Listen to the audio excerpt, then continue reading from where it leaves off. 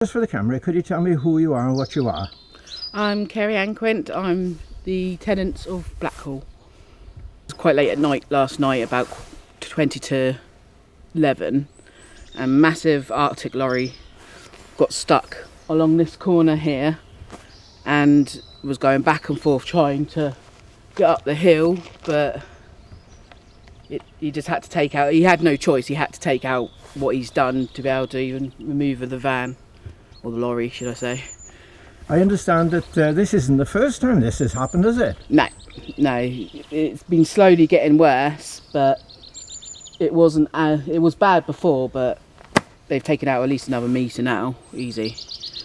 And I notice you've got some signs up now, so you're obviously concerned about this corner.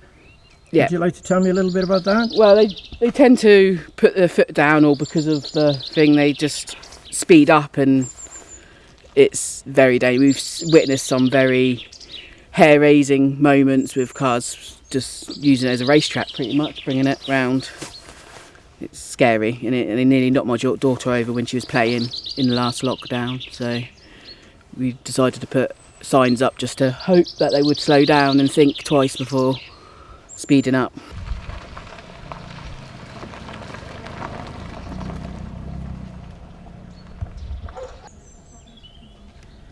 Gareth just had a report from a very angry car owner.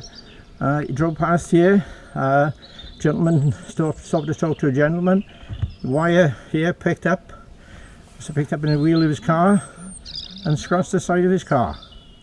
Well, I can see presumably that's the wire there that caused it. It's a piece of fencing wire that's probably been dragged out of my hedge a few yards behind me. We had the most horrifying experience last night.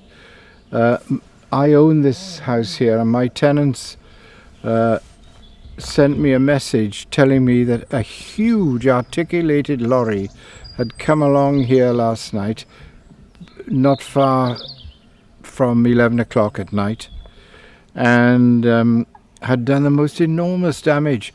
Well, you've only got to look at it and see. They've been up over the bank on both sides of the road. And I own the property on the other side of the road, and they've torn away a branch of a lovely weeping willow tree that I'd planted there myself some years ago. They're totally irresponsible. This road was never made for vehicles that size, and what is more important is that there are signs, at least a sign in that direction, preventing large heavy goods vehicles using the road because it's totally inadequate. And this morning I can see all the way along they've been tearing the banks of the hedges away. I fortunately, due to the alertness of the tenants here, we've got that vehicle's registration number, and I'm sure that the gentleman whose car's been damaged by this wire here should be taking legal proceedings to recover the cost of the repair, as I will, for the damage to my property.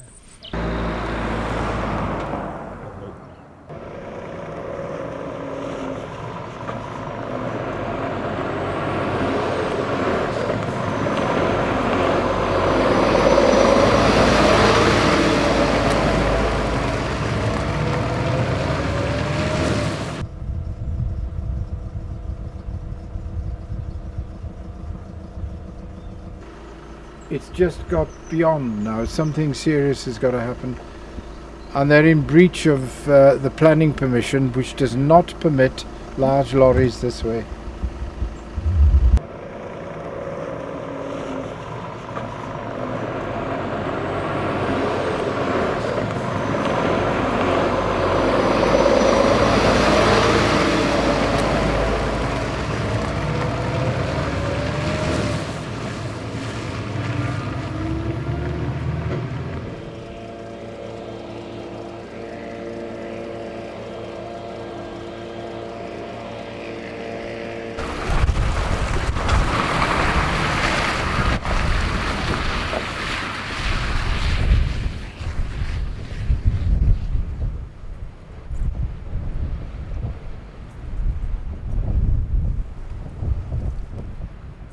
Roger, as you live on the crossroads, would you tell me what your views are regarding some of the very large lorries that come along that past your house? We have, with the location that we experience an awful lot of lorries coming up this area. We've got 2 chicken units up here, and we've got a forestry up here which they occasionally, quite frequently, clear out of. Majority of the wagons come up from the road on the downhill, come straight up through to the chicken farms and up to the forestry, no problem at all. But recently we've experienced large articulated lorries come in and actually turn in either from the downhill and going down the other lane, or most frequently coming uphill and turning down. There's no premises on this particular road that would actually justify having a Arctic delivery to them. So we're presuming that they've got lost or been misdirected, but the damage they are causing down there is catastrophic. It is really, really bad, especially on the bends by Blackhall. Smaller lorries, potentially up to an 8-wheeler, can get round there because they've got the turning curve for it. But articulated lorries, it is just totally not suitable to go down that road, and we'd like to have something done to prevent them. We noted that you put a sign in at the bottom recommending that they don't come up from the bottom of the road. We'd like to support the issue of getting one placed on this junction to recommend that they don't go down that way either, because it is just ruining properties. And as you can see from the verge over the other side there, as they come up, they're actually cutting that corner as well to get past this sign. So, you know, it is just ruining the curb side of the road all the way up and down. County Councillor for Treveglis Ward, Councillor Phil Davis, has written to the Highways Department proposing that they put a sign up at the crossroads as requested by the community members and the council. And unfortunately, to date, that request has been declined.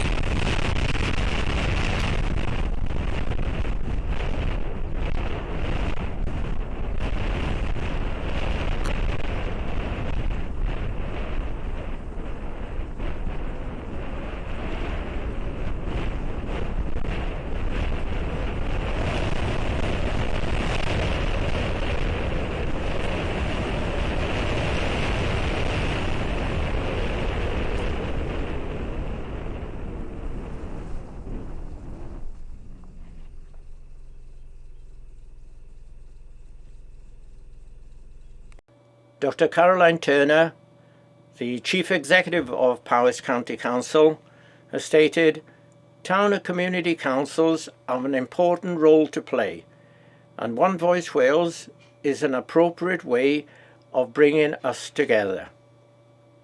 Councillor Rosemary Harris, the leader of Powys County Council, has stated, "I would like to take this opportunity to assure you of the esteem in which the County Council holds the town and community councils in Powys, and our recognition of the valuable democratic and community leadership role they play. Town and community councils are the first tier in local government.